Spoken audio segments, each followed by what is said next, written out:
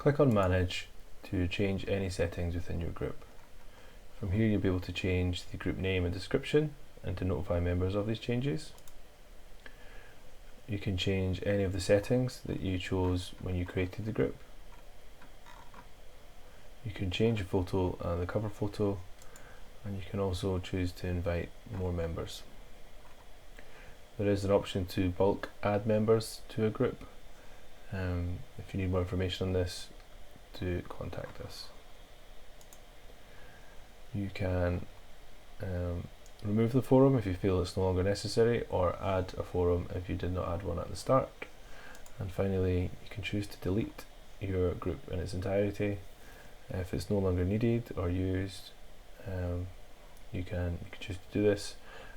You can leave discussion forums as a standalone item. Not all forums need to have a group attached to it, but if this was all self-contained and you'd like to remove all information from this group, I would also delete the forum.